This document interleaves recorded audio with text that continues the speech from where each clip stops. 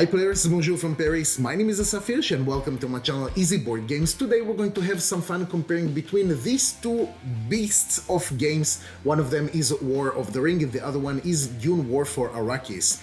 If you didn't know, both of them are pretty much from the same designers but different publishers, and I thought why not to do that comparison since Dune has been with us for quite some time right now. So let's start directly with a very general overview of both of these games and then dive into the comparison itself. Let's start with War of the Ring. That is the bigger brother. Still, you need to have some respect, and after that go for Dune War for Arrakis. In War of the Ring, we're going to have two sides. One of them is the Shadow, the bad guys, and the other one is the Free People, the good guys, that are going to battle between themselves pretty much over a Middle Earth that we can see right now on the map. We're going to have the Free People with two winning conditions. Either Frodo and the Fellowship of the Ring are going to take the ring into Mordor itself and try to destroy the ring, or the Free People will try to have 4 victory points. On the other side, we're going to have the Shadow that will try to get 10 victory points, and that is of course by taking control over cities and strongholds of the other side. Or they will try to corrupt the Fellowship of the Ring so much that the corruption will reach its highest level, and that is of course something that will finish the game with winning for the Shadow. In this game we're going to have a few phases, and I don't want to linger too much over it because I have another video for War of the Ring of an explanatory playthrough. But basically we're going to have some steps, and the Free People will be able to do a few things. We're going to roll some dice. That is super important for both of the games, and then according to the result of the dice, each side is going to start taking actions according to, in general, what we can see on the dice themselves. We'll be able to move armies with leaders, attack, draw different cards that we're going to talk about a little bit later, and again perform actions and try to advance our situation as far as we can in terms of the winning condition. As you can see, the Shadow player, the red player, is really an advantage when it comes to the number of action dice that you can see, but that is something that can change a little bit later since the Free People will be able to bring more dice into their pool. The Shadow player will be able to do it also by bringing new characters into the game, characters that are not starting actually the game with, but different conditions will allow us to bring the other characters, and we'll be able to unlock more abilities. And again, I don't want to linger on it too much. You'll be able to see everything in other videos of playthrough or how to play. In Dune War for Arrakis, we're going to have pretty much the same thing, at least on the surface. This is again one side that is going to play the Harkonnens and their allies, again the bad guys, and the other side is going to play the Atreides with the Freemen. Those are the good guys. Over here, either side is going to have 1 victory condition. Either it's going to be for the Harkonnens to reach 10 victory points, or it's going to be the Atreides that will try to reach the goal of their secret mission that is being drawn at the beginning of the game. So that is something the Atreides are going to draw from different cards that we have. Only they are going to be aware of how many points from each color they will need to achieve. And again, we're going to have here a few phases that I don't want to take too much time to talk about it because I have another explanatory playthrough for Dune War for Arrakis as well.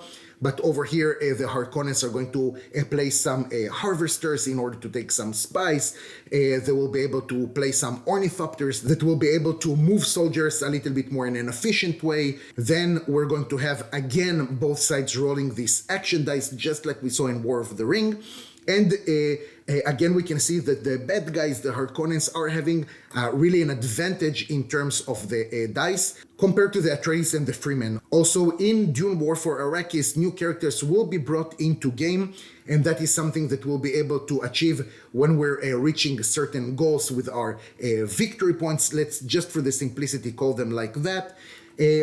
We're going to have here the Atreides that will be able to control some sandworms. So we have another element here. And again, both sides are going to roll their number of dice. They're going to start taking actions after placing them on the board. And each side on their turn will be able to play here cards. Will be able to do the different actions that are marked on the player board and so on. And of course, they will try to, again, push forward in order to achieve their victory condition. So that is it for the really general overview. I cannot explain to you how much short and really missing it was because, again, I don't want to take too much time explaining explaining both of these games, since this is not really the goal of this video. So I have written everything that I want to talk to you guys today, and I'm sorry, I know that it looks a little bit less professional, but I prefer to do that and not forgetting anything that I actually wanted to talk about.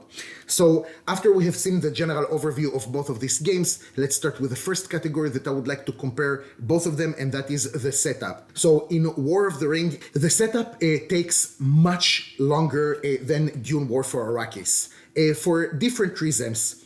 First of all, as you can see, and let's go back a little bit again to see the map itself, we have here different areas that will need to place units according to what we can see in the rulebook. So the setup that we're going to have is going to stay exactly the same in each game. Now, I'm talking about the setup not if you already played 5, 6, 10 times this game, so everything is a little bit easier. I'm talking to you about if you're doing the setup for the first or maybe second time. So I'm sure that there are some professionals amongst you guys. I'm not talking about this at this moment, just if this is your first or second game. Setup is going to take longer because you need to, first of all, identify where you're going to put these units. That is first of all. So if you're not familiar really well with the Middle Earth itself, it's going to be sometimes a little bit difficult to locate the regions, the name of the regions, in order to place those units. On top of that, it's kind of difficult sometimes to distinguish between the different units, especially, for example, the basic units of Saruman and Sauron, which look really a little bit the same, kind of the same. One of them is like with the sword forward, the other one with the sword backwards. So that is something that, to me, can get a little bit confusing and actually really prolongs the time of the setup. In Dune War for Arrakis, on the other hand, setup is going to change, not tremendously, okay, between games, but it is going to change, first of all, because you're going to use some tokens that you're not going to be aware of. So you're going to have gray and black tokens, if I'm not mistaken, that every time you're just going to shuffle them. And in every area that you need to place units, you're going to take one of these and one of these. Now you're going to have much less areas in War for Arrakis than in War of the Ring to place the units, so it's already easier to locate where you need to put what. So after you have placed these tokens, the only thing that you need to do is to flip them and then take the units. Now, since we're not having here basically, I want to say 3 factions for the bad guys like we have in War of the Ring, in Dune you're going to have one faction. You are going to have different miniatures, but the thing is that they did something that I really like, and that is to change the base that we have of the units. So it's a little bit easier to identify if this is a Sardokar, which is like a super elite, or if it's going to be an elite unit with the rectangle kind of base, or it's going to be a simple unit, and that is with a round base.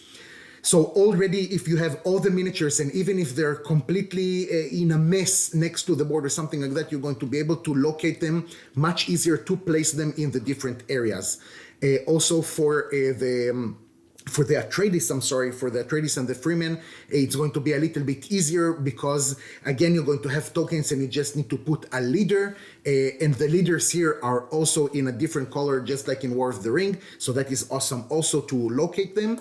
And you're just going to put a random token, starting token, let's say, in one of the regions. Again, it's going to be super easy to identify because you're going to place them where you already have those settlements, those villages. So in my opinion, the setup in Dune War for Arrakis is much easier than in War of the Ring. But at the same time, I am kind of torn between what do I prefer in terms of the insert that we have in War for Arrakis, since every unit has its place. And I'm guessing this is more addressing the people that like to paint the miniatures of the game, and then it might be a little bit easier. In War of the Ring, you don't have an insert unless you have, of course, the collector's edition, and you have a couple of thousands of dollars, euros, whatever, to purchase that, but it doesn't arrive with an insert. So basically, maybe it addresses a little bit less to the people that would like to paint miniatures. It's really like in a mesh. What I did personally is just like separating the different units according to the army. So that is something that is going to help with the setup. So just to conclude this, I think that the setup in Dune War for Arrakis is a little bit easier than in War of the Ring. which is something that helps actually when you're thinking about bringing this game to the table. Again, after you're playing this game a few times, then everything becomes much more fluent and you already can understand which units belongs to which faction. Wow, not to talk about of course, the 5 factions that you have with the free people. And you're like, hold on, this horse is actually belong to Rohan or it's Gondor, and you really need to pay attention. This is a symbol of Gondor. So it's more confusing, I want to say, and that is why I think that in War of the Ring it's going to take more time. And when you're thinking about bringing this game to the table, then of course, if time is something that is important for you, then Dune is probably something that you would like to bring to the table first. But we're going to circle back to it a little bit later during the video. Let's move on to the second category, and that is learning the game itself, okay? The ease of learning the game, the ease of teaching the game, and so on. So after playing both of these games, and I actually played Dune War for Arrakis before I played War of the Ring, or even more than that, playing Dune War for Arrakis is what made me actually bring War of the Ring to the table and really be more interested in that, even though I had this game before I got Dune. And I find that after you're learning Dune War for Arrakis, you're going to have an easier time understanding War of the Ring, but still in War of the Ring, since you have 2 winning conditions for either side, that is basically, of course, more than the 1 victory condition that you have in War for Arrakis. I think that War of the Ring, in terms of a rulebook and the complexity of the game, is much tougher to learn. I can tell you that just from learning the rulebook, I don't think that I really managed to understand War of the Ring. Again, it was a little bit easier since I got this game before, but still, I think that the rulebook is a little bit of a mess, and I found it a little bit confusing when I'm reading a section and they're talking to me about something. Let's say that it's page 27. They're like, see page 43. And I'm like, does it make sense to put something that I'm learning now further down, like so much further down in the rulebook? Or maybe you should have changed something a little bit to make things a little bit more fluent. Now, I do understand, of course, that War of the Ring is a much more complex game than War for Arrakis, but still, I feel that maybe the rulebook could have been a little bit better, especially because I think that the most complex part in War of the Ring is the part of the fellowship, changing the guide. What does it mean? Moving the fellowship. If you're taking damage with the fellowship, you can take it as corruption. You can take it as a casualty in the fellowship. You can take either the leader or just in random, the shadow player is going to choose one of the tokens that you'll take.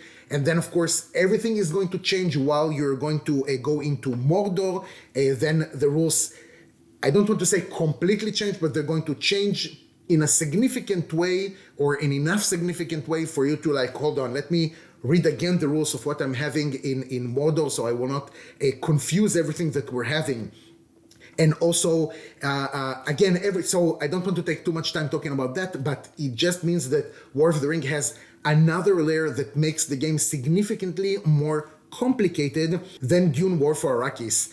Look, it's not that I'm telling you that you need to have a PhD in physics in order to understand the game, but when I'm comparing just the ease of play for both of these games, I find that War of the Ring is much more complex to understand.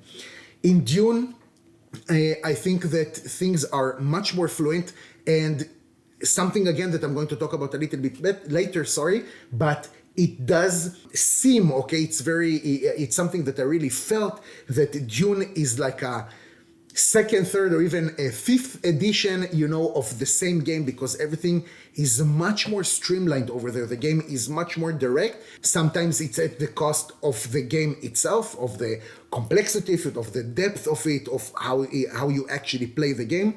But it does feel that Dune is a much more streamlined game than War of the Ring, especially in terms of rules. I think that things are here much more clear.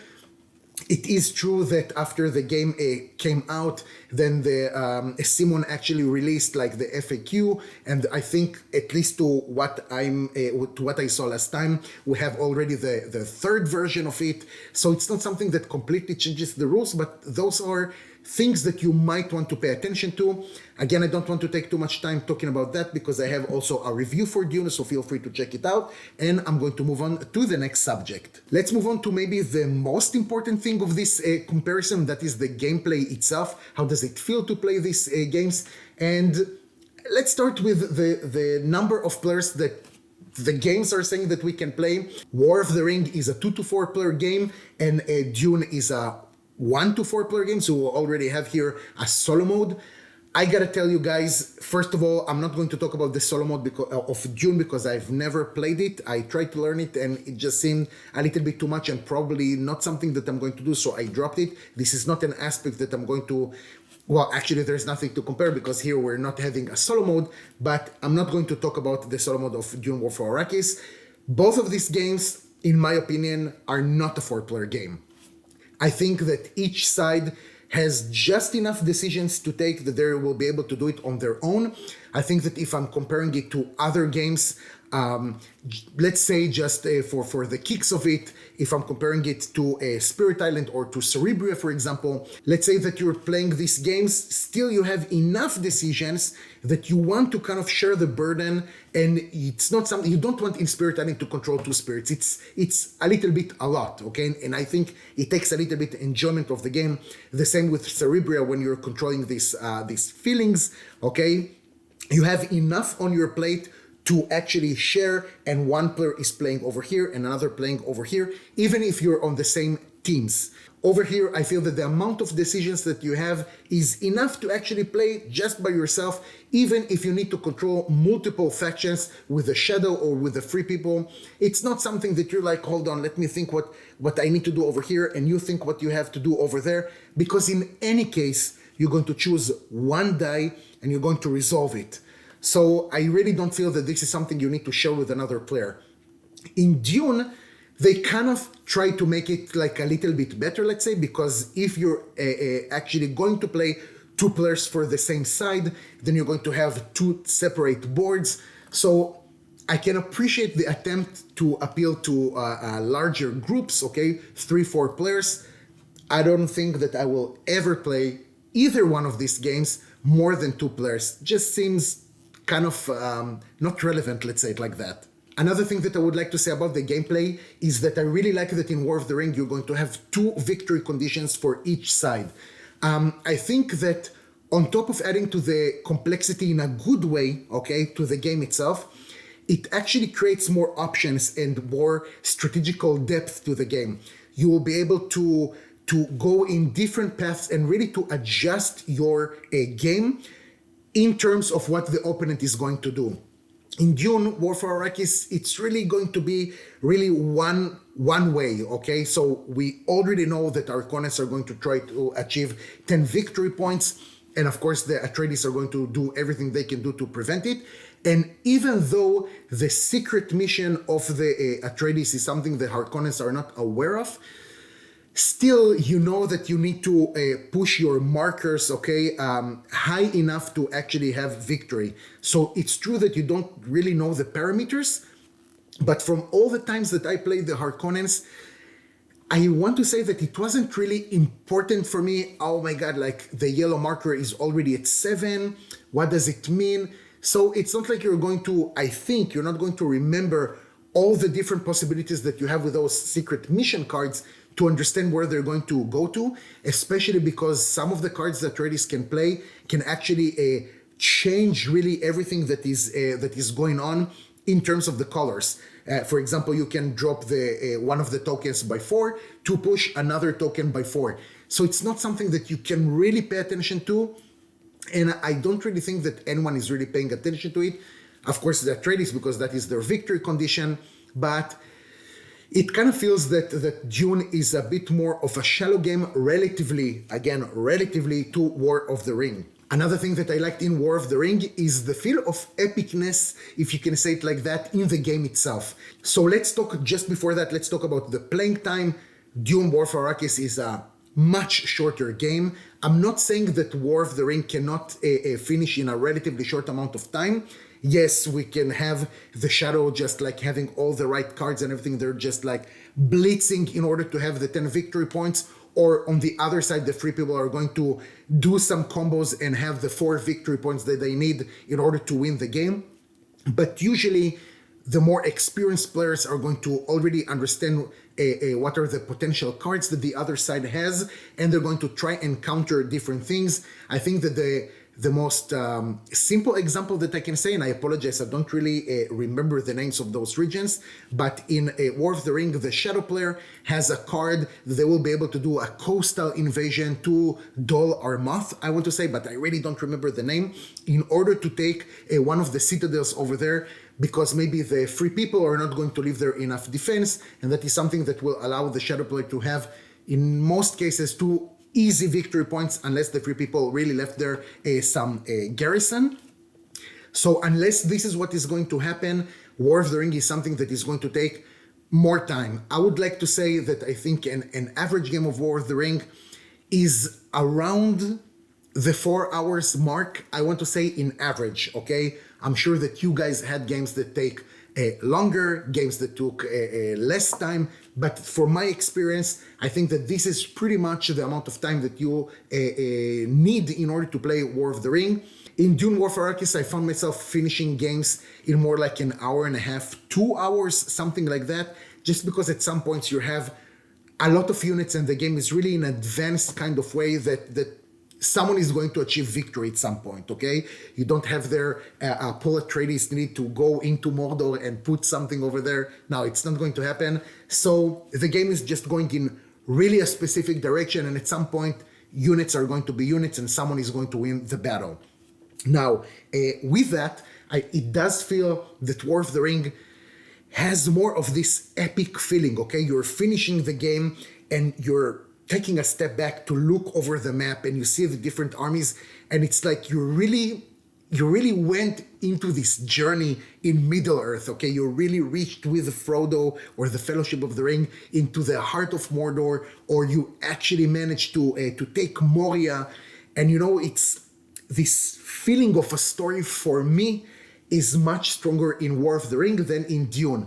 I'm not saying that there is no story in Dune, because in both of them, you're going to have pretty much the same mechanisms, okay?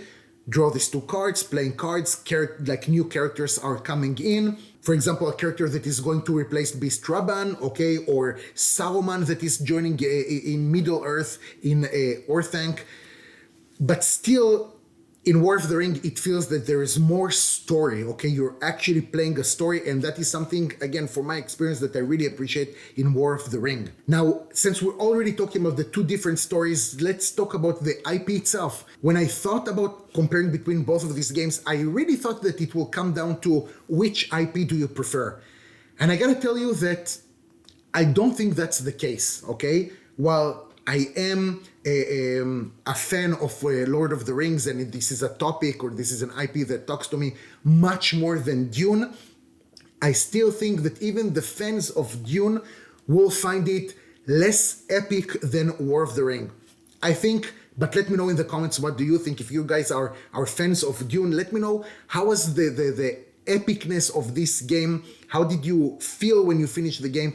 Do you really feel that Lady Jessica, when she's being replaced, or Paul Atreides and then Paul Muad'Dib, do you really feel like a change in the story? Does it talk to you? Or you're like, okay, that's just another character that is entering the game? I'll be super interested to hear your opinion. I want to also talk about something that is very interesting, and that is the action dice themselves in both of these games. Now, I do feel that there is an advantage over here for Dune, because in War of the Ring, sometimes when you're rolling your dice, especially if you're playing the Shadow player, you'll be able to have an outcome that's like, oh my god, I cannot believe that I just roll 5 eyes and I need to put all of them in the hunt box, and I already placed there 1 eye, so now I'm left with basically 1 action die. In Dune, it's not working like that, because you're going to have, for each outcome of the dice, you're going to have a specific places for the dice. So if you're exceeding them, that means if you had too many of the same result for one of the action dice, you actually will be able to take it and put it in another place that you're having the least dice. So I really feel that this is a huge advantage in a Dune War for Arrakis that is making the game much less punishing, let's say it like that, in terms of the actual roll of the dice, and more streamlined, and I absolutely love it. This is, I think, a great feature that you have in Dune. One more advantage that I think that Dune has over War of the Ring is the free action that you'll be able to take with the Atreides if you have less action dice than the Harkonnens. So you'll be able to play some tokens or actually move the sandworms and perform actions with them.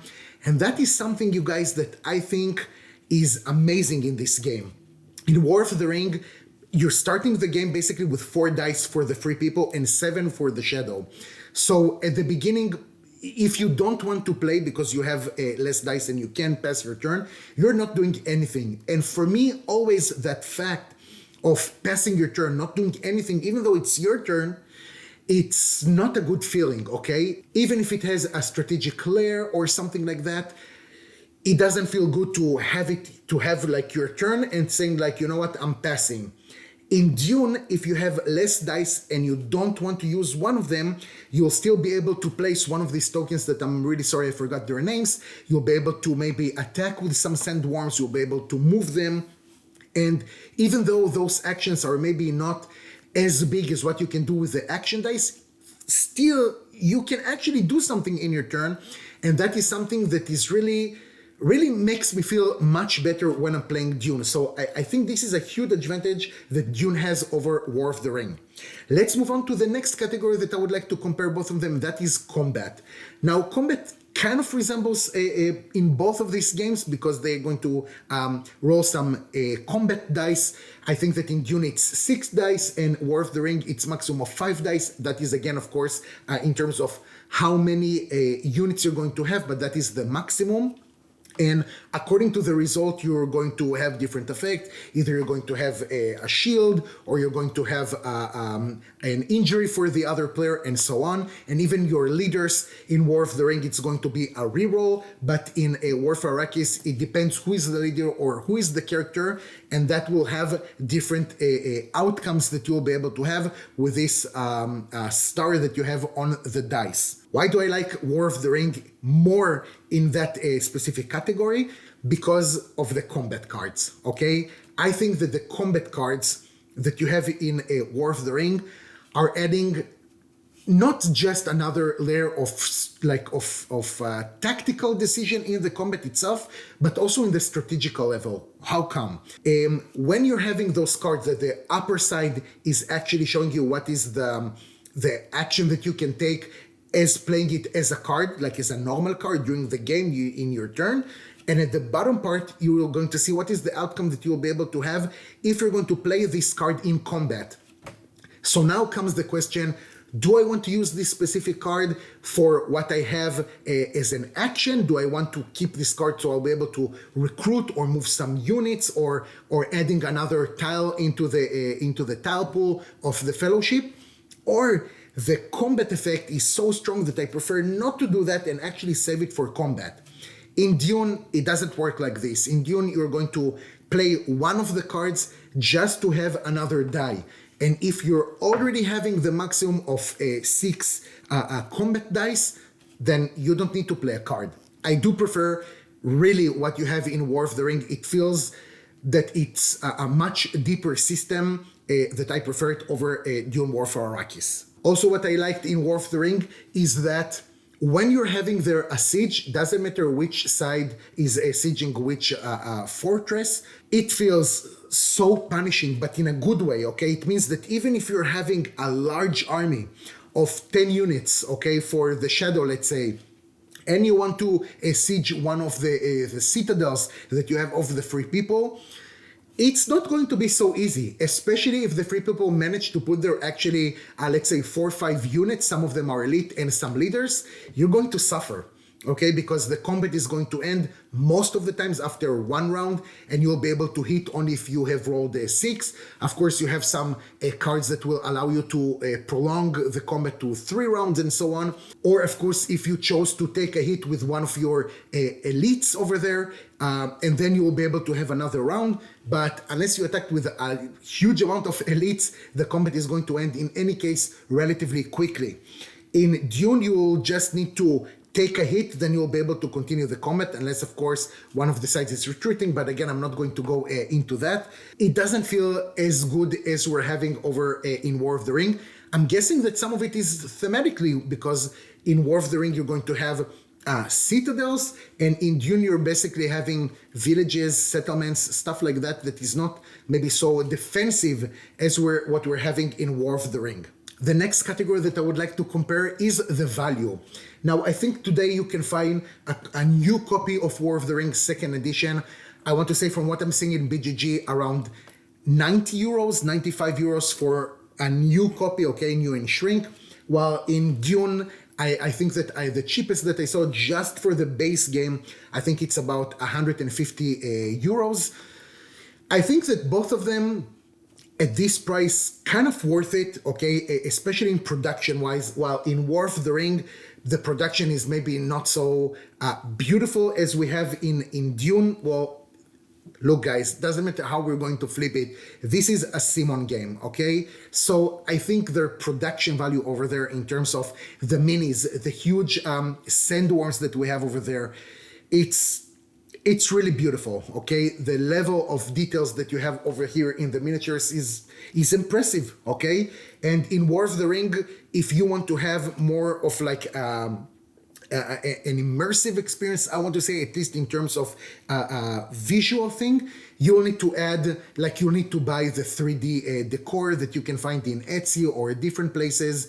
And only then you'll be able to really have like this 3D, you know, the whole map popping up. Visually, Dune does look better.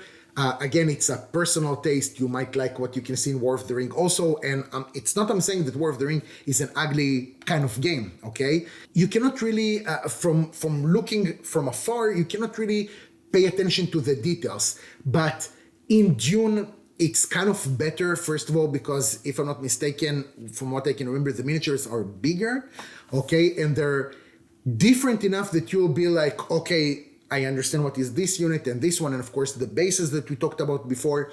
In War of the Ring, everything kind of blends between the different factions that you have for each side, especially again, when we're talking about the free people.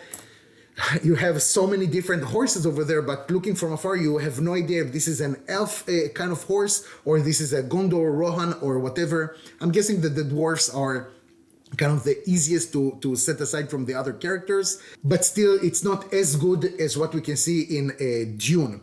So I think that the value, even if Dune is a more expensive game, and I remind you that Dune is relatively new, okay, what, 2024, this year, right? If I'm not mistaken, this is a game from 2011, I want to say, 2012, okay, so it has some age on it, all right? So obviously, a game like War of the Ring is going to be cheaper than what we can see in Dune. And I think that if a game like War of the Ring managed to keep its value for around 90 euros for a new copy, I'm guessing that Dune will be the same, especially if we're going to see more prints of it later on, like we can see, I think, in these days, the new expansion that you're actually going to have a reprint for the base game as well.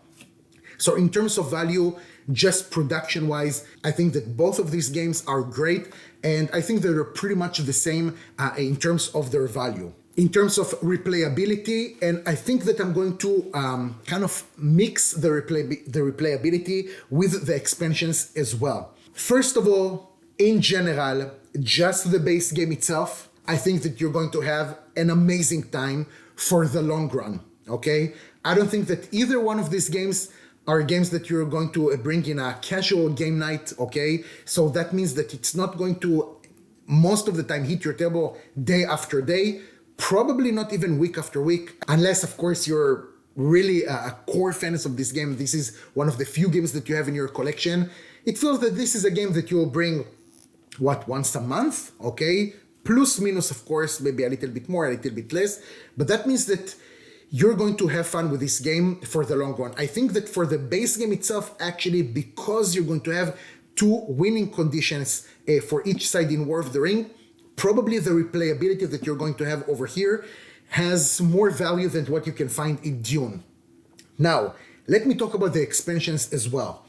While in Dune, the two expansions that we currently have, that is the Spacing Guild and the Smugglers, When you're adding them, yes, it's going to add more elements, but the game actually feels more complete that way. That means that today, unless I'm going to play with someone that is going to be their first game of Dune, probably if that is already their second game, I'm going to play with both of these expansions. It feels that with the Spacing Guild, when you're going to have these more units, okay, and you're going to advance with this ship until it's going to arrive to Arrakis, it feels like another layer, but it's not really complex to add it, okay? So it's kind of cool, and the game feels better like that, especially if you're adding the smugglers, okay, the other expansion. So the smugglers are going to start with the Harkonnens, then at some point they're going to switch sides and they're going to play with the Atreides, and then you're going to add another dice and you have one more leader, and it's really interesting, and it doesn't add a lot of complexity to the game. So to me, the full game is actually Dune with 2 expansions. Not that I'm saying that just with the base game you're not going to have a good time, because you are going to have a good time, but just with adding both of these expansions, the game feel more complete, more cooked, let's say, and it feels better to play with everything that you have on the board. In War of the Ring, I gotta tell you that I played only with Lords of Middle-earth, so that is just the first expansion. Again, I hope that I get the name correctly. And every expansion, if I understood correctly, because I didn't play with the other 2, is going to not be as simple to add that expansion to the game. War of the Ring is already kind of a heavy rules-wise game, so when you're adding more things, I think it's going to add quite a lot of complexity. I saw many comments when I asked which expansions should I add to War of the Ring, and many comments said like, unless you're going to play this a ton of times, this game doesn't require so quickly, let's say, expansions.